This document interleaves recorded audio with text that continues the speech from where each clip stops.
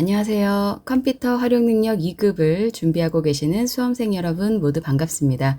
김민정 강사입니다. 이번 영상은 영진닷컴에서 출판된 컴퓨터 활용 능력 2급 기본서에서요. 상시 기출문제 4회 풀이로 준비했습니다. 내년 2026년 시험 대비한 수험서이기 때문에 기초부터 탄탄하게 공부를 하시면 도움이 되실 것 같고요. 저희 영상 하단에 그 책 구입하는 곳과 그리고 다양한 질문들을 남겨주실 수 있는 카페 주소도 있으니까요. 참고하셔서 공부하시는 데 도움 받으시면 좋을 것 같습니다. 자, 바로 문제풀이 진행하겠습니다. 자, 기본 작업 1시트부터 작업을 해볼 텐데요. 여러분들은 순서는 상관없고 자신 있는 시트부터 진행하시면 되는 거죠. 그리고 저는 영상에서 기본 작업 1시트는 작업하지 않고 있습니다. 그냥 내용 그대로만 입력하시면 되겠고요. 여기 보시면 항상 A1셀은 제목이 입력이 되어 있고 A3셀부터 내용을 그대로 똑같이만 입력을 해주시면 되겠습니다. 오타가 있으면 감점이 되니까요. 전체 다 오타 없이 정확하게 입력하셔서 5점 획득하시면 되겠고 처음부터 입력하지 마시고 다른 문제 다 푸신 후에 시간이 남을 때 작업하십시오. 자, 바로 기본 작업 2시트 진행해 볼 텐데요. 각 2점에 5문제 출제되고 있습니다. 문제 1번 A1셀부터 I1셀 영역은 병합하고 가운데 맞춤 할 거고요. 글꼴 궁서에 크기 18포인트에 글꼴 스타일 굵게 밑줄도 실선으로 넣어주셔야 되겠습니다. 자, 우선 A1부터 I1까지 블럭을 잡아두고요. 위쪽에 병합하고 가운데 맞춤, 홈 메뉴에 있죠. 병합하고 가운데 맞춤 클릭해 주고요. 글꼴 바로 바꿔보도록 할게요. 궁서입니다. 궁서.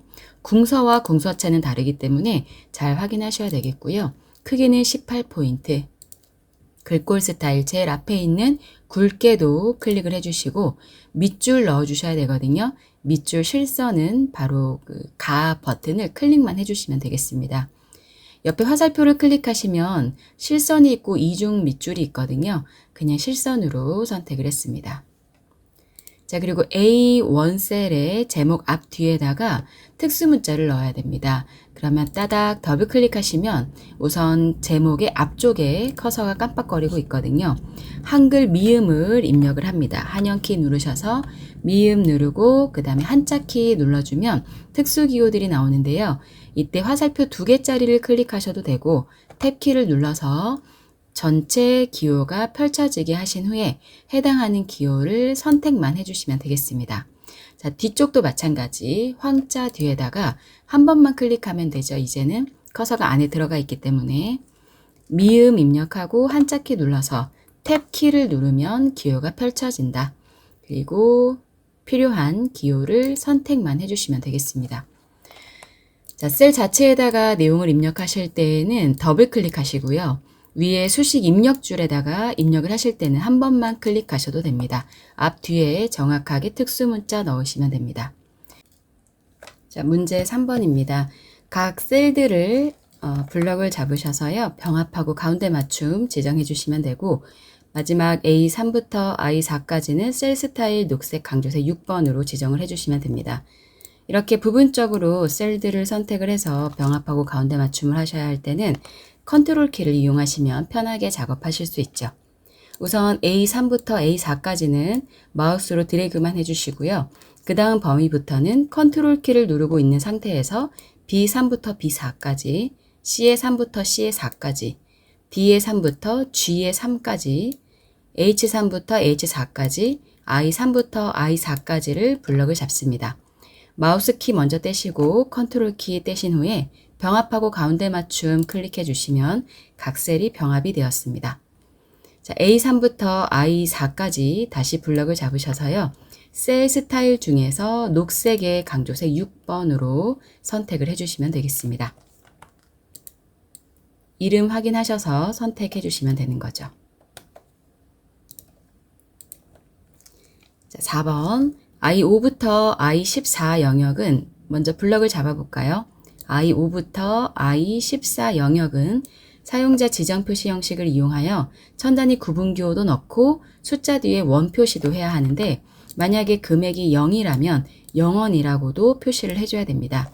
이럴 때에는 샵, 콤마, 샵샵 0을 이용을 하시면 되겠습니다. 블럭 잡아놓고 오른쪽 마우스 클릭해서 셀 서식 들어가는 거죠. 표시 형식을 사용자 지정으로 하시고요. 0원일 때 0원이라고 표시를 해야 하니까 샵, 콤마, 샵샵 샵이라고 쓰지 마시고 0일 때 유효한 0원도 표시를 해야 하니까 샵, 콤마, 샵샵 0 그리고 형식 뒷부분에다가 큰 따옴표로 넣고 싶은 문자를 원을 넣어주시면 되겠습니다. 자주 출제되는 사용자 지정 형식이라서요. 크게 어렵지는 않으실 겁니다. 확인 버튼 눌러줄게요. 자, 마지막 테두리 A3부터 I14 영역은 모든 테두리를 한번 적용을 해주고요. 그리고 다시 한번 굵은 바깥쪽 테두리를 클릭을 해주게 되면 기본 작업 2번 시트도 완료가 되었습니다. 기본 작업 3으로 바로 넘어갈게요. 자, 기본 작업 3시트에서 다음에 지시사항을 처리하시오. 5점짜리 문제고요. A4부터 G16 영역에서 먼저 블럭을 잡아볼까요? A4부터 G16 영역에서 대출 금액이 대출 금액 평균보다 큰 경우, 그러면 나의 대출 금액이 전체 평균보다 크면 그 조건에 해당하는 셀들은 파란색의 굵은 기울임꼴로 조건부 서식을 작성하겠습니다. 자, 홈에서 조건부 서식 들어갈 거고요. 새 규칙을 이용을 할 건데 문제에서 규칙 유형을 수식을 사용하여 서식을 지정할 셀 결정이라고 이미 나와 있습니다. 수식을 사용하여 서식을 지정할 셀 결정. 그리고 이제 수식을 넣어주시면 되는데요. 수식은 나의 대출 금액이 전체 대출 금액 평균보다 크냐 아니냐라는 것을 조건으로 넣어줘야 되죠. 자, 그러면 우선 F4를 클릭을 해주고요. 그리고 키보드에 있는 단축키 F1부터 12번까지 중에 F4번을 한 번, 두 번 눌러주시면 대출 금액에 해당하는 F열은 고정이 되고 그리고 각 고객별로 다른 대출 금액에 해당하는 4행부터 16행까지는 고정이 되지 않습니다. 결국에는 F열이 고정이 되고 4는 고정이 되지 않으니까 이것은 F4부터 F16행까지를 전체 평균 금액과 비교를 하겠다라는 것과 같은 의미가 되는 거죠. 자, 내 대출 금액이 커야 됩니다. 크다라고 부등호 넣어주고요. 뒤에다가 이제 평균 넣어줘야 되죠. 평균 구하는 함수는 average 함수고요. 괄호 열어서 전체 대출 금액보다 크면 되는데 자동으로 절대참조 기호가 붙고 있습니다. 왜냐하면 비교할 값은 F4부터 F16까지를 비교를 해야 되지만 전체 평균 값은 고정이 되어야 이 곳에 있는 값들의 전체 평균을 구해서 그 값이 내 값보다 더 작냐 하는 걸 비교할 수 있으니까요. 이 조건부 서식 넣으실 때에 절대 참조하는 부분을 달러 표시 들어가는 부분을 잘 확인을 하셔야 되겠습니다. 자, 그럼 이 조건이 맞다면 그 셀에는 표준색 파랑으로 글자색을 바꿔줄 거고요. 서식 버튼 클릭했죠. 파랑으로 해주고 굵은 기울임꼴로 선택해서 확인 버튼, 한 번 더 확인 버튼 눌러주면 해당하는 값들만 변경이 된 것을 확인할 수 있겠습니다. 자, 이제 계산 작업 시트입니다. 문제 1번 표 1에서 회원 아이디에 동일한 아이디가 2개 이상이면 우수 회원이고요. 그렇지 않으면 일반으로 회원 구분에 표시를 할 겁니다. 우선 조건은 count if로 만들어 줄 거고 그 조건이 참이라면 우수 회원, 거짓이라면 일반으로 출력할 수 있는 if 함수도 사용을 해야 되겠네요. 자, 그러면 회원 구분 답널 부분에 클릭을 해 놓으시고 등호 쓰고 if 함수부터 사용을 하죠. 괄호 열어서 그냥 바로 컨트롤 A 누르셔도 되겠습니다. 자, 등호 쓰고 if 쓰고 컨트롤 A, 그래서 함수 마법사를 불러왔고요. 이 제일 위에 있는 인수창에다가는 조건을 넣어 주셔야 됩니다. 조건은 이 회원 아이디와 밑에 표에 있는 회원 아이디가 동일했을 때 그 동일한 값이 2개 이상이냐 아니냐 하는 거거든요. 자, 그러면 동일한 값을 찾기 위해서 우선 조건에 해당하는 값의 개수를 세는 count if를 사용을 할 거고요. count if 쓰고 가로 열어서 위쪽에 수식 입력줄을 클릭해주면 count if 함수 인수창으로 또 들어옵니다. 자, 이때 범위와 조건을 넣어주셔야 되는데요. 비교할 범위는 회원 아이디가 되겠고요. 그 범위 중에서 내가 찾고자 하는 회원 아이디와 동일한 값이 있느냐 하는 것을 찾아주셔야 되겠죠. 그런데 이때 범위 같은 경우는 회원 아이디는 범위가 움직이면 안 됩니다. 이 회원 아이디는 딱 여기에 고정이 되어 있어야 하고요. 내가 찾고자 하는 회원 아이디는 한 칸씩 옆으로 넘어가면서 우리가 다른 값은 채우기 핸들로 끌어서 계산을 할 거기 때문에 이 회원 아이디는 B의 10셀은 고정을 하면 안 되겠죠. 자, 조건에 해당하는 범위는 F4로 고정을 하고 찾고자 하는 조건은 고정을 하지 않는다. 자, 그러면 이 범위 중에서 내가 찾고자 하는 회원 아이디가 몇 개인지를 개수를 셀 겁니다. 다시 if문으로 돌아와서요. 이렇게 개수를 셌을 때 그 개수를 센 것이 몇 개 이상이면 2개 이상이라면 조건을 마무리해 주고요. 그렇다면 그 조건이 맞다면 우수 회원이라고 출력을 할 거고요. 아니면 일반이라고 출력을 하겠습니다. 마지막에 그 거짓일 때 출력할 값인 일반을 쓰시고 탭키를 눌러주시면 자동으로 큰 따옴표는 들어가게 됩니다. 그래서 우리가 조금 더 쉽게 작업을 하기 위해서 함수 마법사를 활용을 하고 있죠. 확인 버튼 눌러주시면 우수 회원이라고 결과가 나왔고요. 나머지는 채우기 핸들을 이용을 해서 오른쪽으로 쭉 끌어주시면 우수 회원, 일반, 우수 회원으로 결과가 출력이 되었습니다.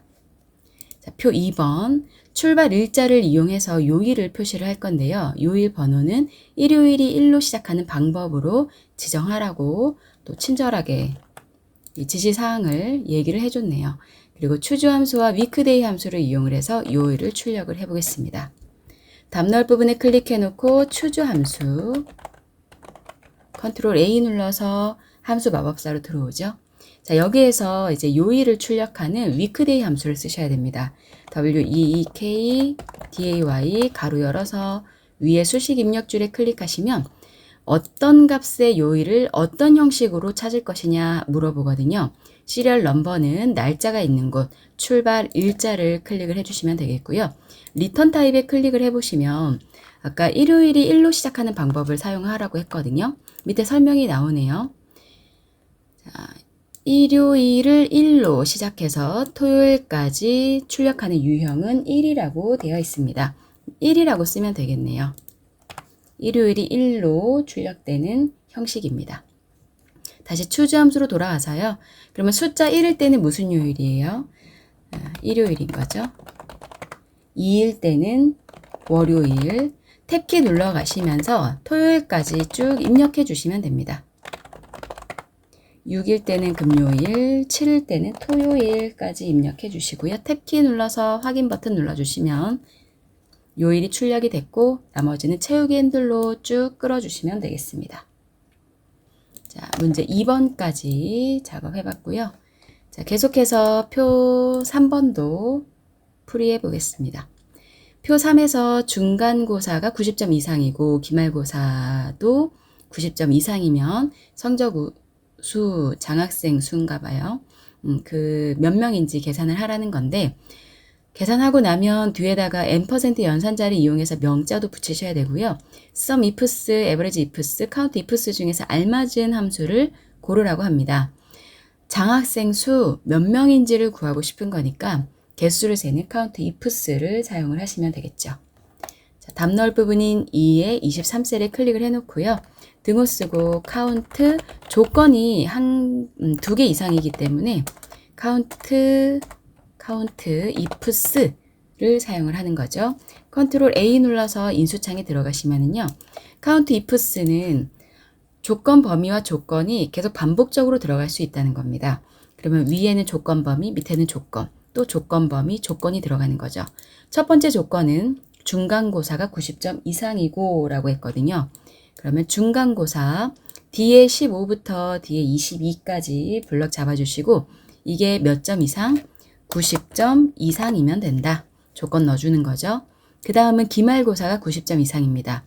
기말고사 범위 2의 15부터 2의 22까지 블럭 잡아주고 그 다음 칸에다가 이 점수도 90 이상이면 count ifs로 개수를 세라. 학생의 개수를 세라 하는 거죠. 확인 버튼 눌러주면 2명이라고 나왔고요. 여기 뒤에다가 명자를 붙여야 됩니다. 위에 수식 입력줄 맨 뒤에다가 계산식 맨 뒤에 마우스로 클릭하시고요. AND 연산자 자판에 Shift와 숫자 7번 입력하시면 되죠. 큰 따옴표 넣어서 명을 붙이고 큰 따옴표 닫아서 엔터키 쳐주시면 2명이라고 출력이 되었습니다. 표 4번. 전월 매출액 중에 세 번째로 큰 값은 라지 함수로 구할 거고요. 두 번째로 작은 값은 스몰 함수로 구해서 두 개를 빼주면 차이 값을 계산할 수 있겠네요. 자, 우선 라지 함수로 전월 매출액 중에서 세 번째로 큰 값 구하겠습니다. LARG 컨트롤 A 눌러서요. 어레이는 이 값 중에서 몇 번째로 큰 값을 찾을 건지 값의 범위를 구해주시면 되고요.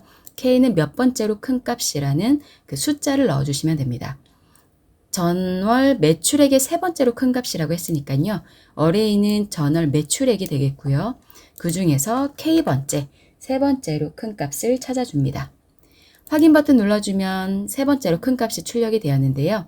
여기에 수식 입력줄에 다시 한번 클릭해서 빼기, 이번에는 두 번째로 작은 값을 찾으셔야 되죠. 스몰이고요. 컨트롤 A 눌러서 이번에도 전월 매출액의 두 번째로 작은 값입니다.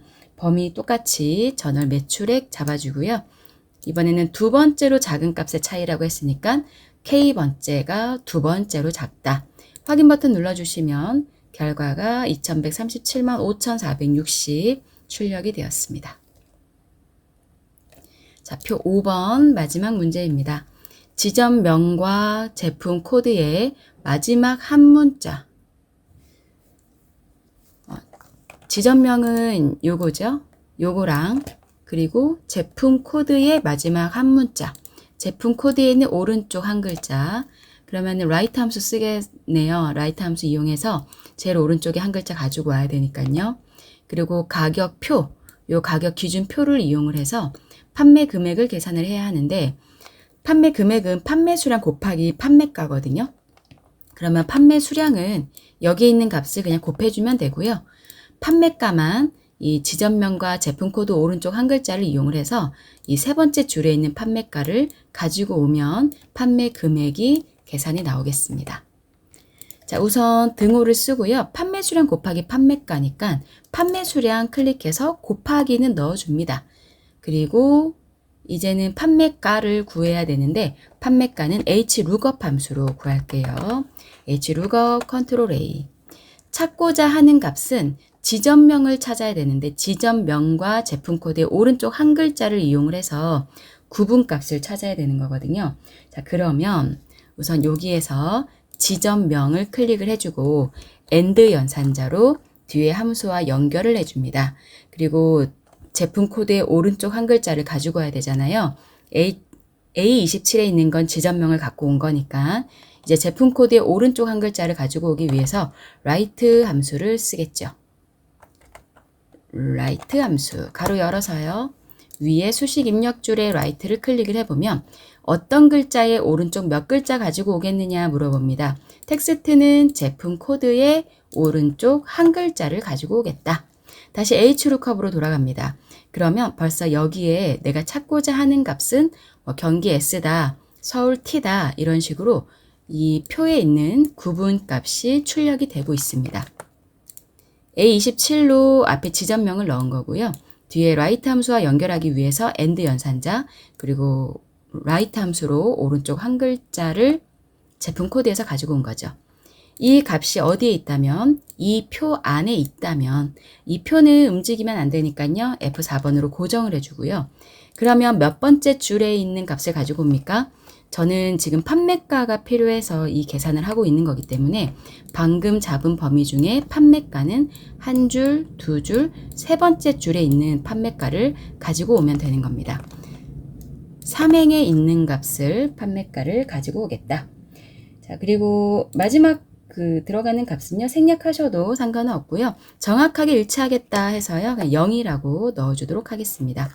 이 얘기는 내가 찾는 이 값, 여기에 출력된 값과 표에 있는 이 값이 정확하게 일치할 때 세 번째 행에 있는 값을 가지고 와라 하는 거거든요. 그래서 정확하게 일치할 때만 결과를 가지고 오겠다라고 해서 펄스에 해당하는 0을 넣어준 거죠. 확인 버튼 누르고요. 나머지 채우기 핸들로 쭉 끌어주면 결과가 출력이 됐고요. 마지막 값이 샵으로 표시가 됐습니다. 이거는 판매 금액이 많아서 열 너비가 좁아서 그런 거거든요. D열과 E열 사이에 선을 따닥 더블 클릭을 해주시면 판매 금액 제대로 출력이 되었습니다. 결과값만 나오면 샵으로 표시된 것은 크게 신경 쓰지 않으셔도 되겠습니다. 자, 계속해서 분석 작업 1로 넘어가겠습니다. 분석 작업 1은 부분합 문제가 출제가 되었습니다. 분석 작업 1시트에 대해서 다음에 지시사항 처리할 거고요. 10점짜리죠. 부분합 기능을 이용을 해서 표 1에서 업무 부서별로 기본급, 수당, 식대, 교통비의 최대를 계산하고 최소도 계산을 하시면 되는데 부분합 계산을 하실 때에는 항상 정렬을 먼저 해주셔야 됩니다. 업무 부서를 기준으로 업무 부서 필드명을 클릭하고요. 데이터에 가서 오름차순으로 정렬할게요. 위에 기역, 희응, 화살표 되어 있는 이 버튼이 오름차순 정렬이 되겠습니다. 클릭해보면요. 자동으로 업무 부서를 기준으로 해서 오름차순으로 정렬이 되었고요. 그리고 바로 데이터의 제일 오른쪽 끝에 있는 부분합 들어가도록 하겠습니다. 그룹할 항목은 정렬해준 필드죠. 방금 업무 부서를 기준으로 정렬을 했으니까요. 그룹할 항목은 업무 부서가 되겠고요. 업무 부서별로 기본급, 수당, 식대, 교통비의 최대값 구하라고 했거든요. 사용할 함수는 최대, 누구누구의 기본급, 수당, 식대, 교통비의 네 가지 체크하고 확인 버튼 눌러주죠. 이 작업을 한 번 더 해줍니다. 다시 부분합 들어가셔서요. 그룹할 항목은 그대로 두시고 사용할 함수는 이번에는 최소. 그리고 부분합 계산 항목 똑같습니다. 기본급, 수당, 식대, 교통비. 여러분들 부분합 계산 항목 고르실 때요. 이 스크롤바를 위아래로 움직여서 처음에 한 개는 선택이 되어 있을 수 있거든요. 해당하지 않는 항목이라면 체크 해제하시고 정확하게 내가 계산할 항목만 선택을 해주셔야 되겠습니다. 그리고 두 번째 부분합 계산하실 때에는 새로운 값으로 대치를 하시면 아까 계산했던 최대값 부분합이 지워지기 때문에 두 번째 부분합 때는 새로운 값으로 대치 체크를 해제하시고 확인 버튼을 눌러주셔야 됩니다. C열의 열 너비가 좁은 경우는 이렇게 또 C와 D 사이를 더블 클릭해서 넓혀주시면 되는 거죠. 자, 부분합에다가 녹색 표 스타일 보통 7번 서식 적용하라고 되어 있거든요.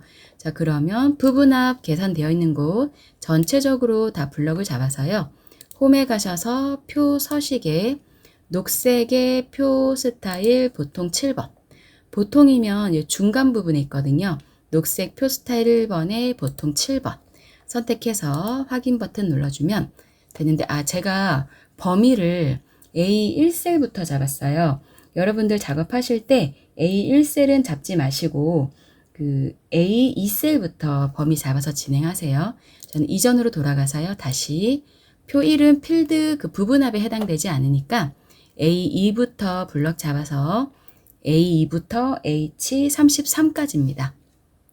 홈에서 표 서식에 다시 한번 녹색 표 스타일 보통 7번으로 머리글 포함해서 확인 버튼 눌러주시면 이 부분합의 위쪽에 있는 필드 값에 자동 필터 버튼이 생기면서 표 서식이 적용되었습니다.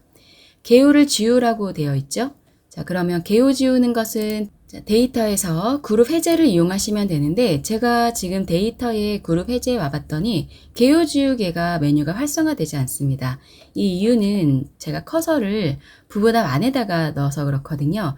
이럴 때는 커서를요 부분합 바깥쪽에 두시고 그룹 해제 메뉴에 가시면 개요 지우기가 클릭이 됩니다. 자, 여기까지만 해주시면 부분합 분석 작업 1번도 마무리가 되었습니다.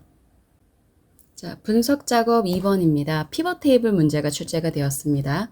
피벗 테이블 기능을 이용하여 급여 대장표의 직급은 필터, 지점명은 행, 근무 부서는 열로 처리하고 값의 인센티브와 총 지급액의 평균을 계산을 하는데요.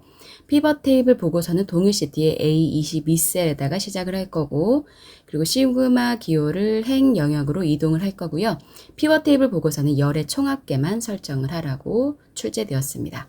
자, 내용 있는 부분 아무데나 클릭을 해놓고요. 삽입에 가서 피벗 테이블, 그리고 기존 워크시트의 위치는 A의 22셀이 되겠습니다. A의 22셀 확인 버튼 눌러주시면 피벗 테이블이 생성이 되었고요. 문제를 조금 옆으로 당겨 놓고 작업을 할게요. 자, 피벗 테이블에 클릭을 하면 오른쪽에 피벗 테이블 필드 창이 뜨게 되는 거죠.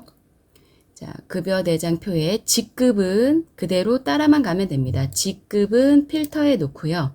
지점명은 행에 놓고요. 근무 부서는 열로 처리를 하고 값에는 인센티브와 인센티브 합계로 되어 있는데요. 평균을 계산해야 되죠. 클릭하셔서 값 필드 설정에 가신 다음에요. 평균 선택하고 확인. 그리고 총 지급액의 평균이라고 했습니다. 총 지급액도 값에다가 넣고요. 다시 한번 합계 총 지급액을 클릭해서 값 필드 설정에 들어가죠. 그냥 끌고 가자마자 바로 이런 부분을 작업해 주시는 게 편합니다. 계산은 평균으로 계산하겠다. 확인 버튼 눌러주시면 되고요. 여기 값 기호를 행 영역으로 이동하라고 했거든요. 열에 있는 값을 끌어다가 행에다가 갖다 놓으시면 되겠습니다. 그리고 피벗 테이블 보고서는 열의 총합계만 설정하라고 했으니까요. 피벗 테이블 안에서 오른쪽 마우스 클릭하셔서 피벗 테이블 옵션에 갑니다. 밑에서 두 번째 메뉴에 있습니다. 그리고 요약 및 필터에 가셔서요. 열의 총합계만 설정하라고 했으니까 행 총합계 표시는 체크를 빼버리시면 되는 거죠. 이건 없애버리시면 되세요. 그리고 확인 버튼 눌러주시면 결과가 출력이 되었습니다. 이 커말에서는요. 피벗 테이블 문제가 결과 출력이 나오지는 않는데 지시사항 그대로 작업을 하시면 똑같은 결과가 나왔다고 보시면 되겠습니다. 따로 뭐 쉼표 찍거나 하는 게 없기 때문에 이 상태에서 마무리를 할게요. 자, 매크로 작업입니다. 매크로 작업 바로 풀게요. 현재 통합 문서에 작성해서 실행하시면 되고요. G4부터 G12 영역에 판매 코드별 이익률 계산하는 매크로 만들 건데 매크로 이름은 이익률은 순이익 나누기 판매 금액으로 계산하면 됩니다. 개발 도구에 바로 가볼게요. 개발 도구 메뉴 클릭하시고 삽입에 가셔서 양식 컨트롤의 첫 번째에 있는 단추 클릭해서요. 동일 시트의 B의 14부터 C의 15 영역에 생성하라고 했으니까요. Alt키 누른 상태에서 마우스로 드래그해서 정확한 위치에 버튼을 만들어줍니다. 아까 매크로 이름이 이익률이었거든요. 이익률이라고 써주고요. 그리고 매크로 위치는 현재 통합 문서에 작성하고 현재 통합 문서로 선택합니다. 그리고 기록 버튼 눌러주면요. 다시 한번 매크로 이름 확인하고요. 바로가기 키 넣지 않고 저장 위치는 현재 통합 문서. 확인 버튼 눌러주시면 기록이 되고 있는 거죠. 자, 이때 이익률을 계산을 하겠습니다. 이익률에다가 클릭해 놓고요. 등호 쓰고 순이익 클릭하고 나누기 슬래시 판매 금액. 순이익과 판매 금액은 마우스로 클릭했고요. 등호와 나누기 기호는 키보드에 있는 것을 이용을 합니다. 엔터키 쳐서 계산 결과 나오고요. 나머지는 채우기 핸들로 쭉 끌어주면 되는 거죠. 빈 공간 클릭해서 계산 끝내주고 매크로 기록 중지도 눌러줍니다. 개발 도구 탭에 있습니다. 자, 그러면 매크로 기록이 마무리가 되었고요. 단추 2라고 되어 있는 것에 그 텍스트를 이익률로 입력한 후 단추를 클릭하며 이익률 매크로가 실행이 되면 되겠죠. 자, 글자 바꾸겠습니다. 오른쪽 마우스 클릭해서요. 텍스트 편집하면 커서가 앞에 깜빡깜빡 하거든요. 딜리트 키 눌러서 입력되어 있는 글자 지워주고 이익률이라고 입력하고 빈 공간 클릭해서 마무리합니다. 자, 도형에서요. 삽입의 도형에 가서 사각형 중에서 둥근 모서리 사각형을 선택을 해서요. 동일 시트에 E의 14부터 F의 15까지 드래그해서 그려줍니다. 이것은 도형을 이용했기 때문에 바로 매크로 기록이 시작되지 않습니다. 오른쪽 마우스 클릭하셔서 매크로 지정을 해주셔야 되고요. 매크로의 이름은 서식입니다. 있죠. 그리고 매크로는 B4부터 B12 영역에 간단한 날짜로 표시하는 매크로래요. 자, 현재 통한 문서에 기록 버튼 눌러주고요. 다시 한번 확인 버튼 눌러줍니다. 자, 이제 매크로 기록 중이니까 작업을 해야 되겠죠? B의 4부터 B의 12 영역에 셀 표시 형식을 간단한 날짜로 바꿔주는 매크로를 적용을 해라. 간단한 날짜 형식으로 바뀌었죠? 빈 공간 클릭하고 개발 도구에 가셔서 기록 중지하셔도 되고요. 아니면 화면 하단에 보시면 중지 버튼이 있거든요. 이 버튼 클릭하셔도 매크로 기록은 중지가 됩니다. 자, 그러면 이 버튼에 매크로가 만들어졌을 거고요. 이제 오른쪽 마우스 클릭해서 텍스트 편집, 텍스트는 서식이라고 입력하고 빈 공간 클릭해 주시면 매크로 2개가 완성이 되었습니다. 자, 이제 마지막 차트 작업입니다. 차트는 만들어져 있는 차트를 수정해서 진행을 하셔야 되고요. 실수로 차트를 지우거나 새로 만드시면 0점 처리될 수 있으니까 기존에 있는 차트를 가지고 잘 작업을 하셔야 되겠습니다. 평균 계열이 차트에 표시되도록 데이터 범위를 추가하고 행렬 전환을 하라고 하네요. 자, 차트의 빈 공간 아무데나 클릭하시고요. 위에 차트 디자인이라고 있습니다. 거기에 데이터 선택으로 가도록 하겠습니다. 기존에 있는 차트 데이터 범위는 지워주고요. 내가 필요한 범위를 다시 잡아줄 건데요. A3부터 평균까지 잡아야 되니까 결국에는 D의 10까지 전체 범위를 잡아주시면 평균 내용까지 추가가 되겠죠. 그리고 행렬 전환을 해야 되거든요. 행렬 전환을 해서 가로축에 성명이 들어가도록 범례의 과목 중간고사, 기말고사 평균이 들어가도록 행렬 전환을 하였습니다. 확인 버튼 눌러주면 벌써 1번 문제 해결이 된 거고요. 2번 평균 계열의 차트 종류를 표식이 있는 꺾은 선형으로 변경하고 선의 너비는 4포인트, 선 스타일 원만한 선으로 지정하시오. 좀 또 선의 너비나 완만한 선은 잘 안 나오던 유형인데 좀 출제가 되었네요.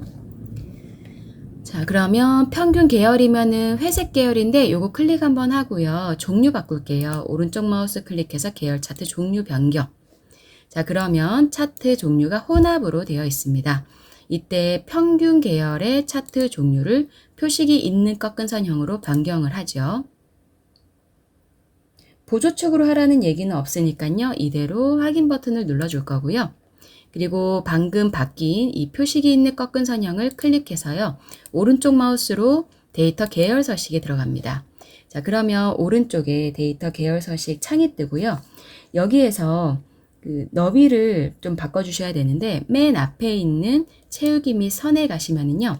선의 너비가 여기 2.25포인트라고 되어 있거든요. 4포인트로 올리도록 하겠습니다. 자, 그리고 완만한 선 체크해 주는 건 맨 밑에 있네요. 채우기 및 선에서 작업하고 있고요.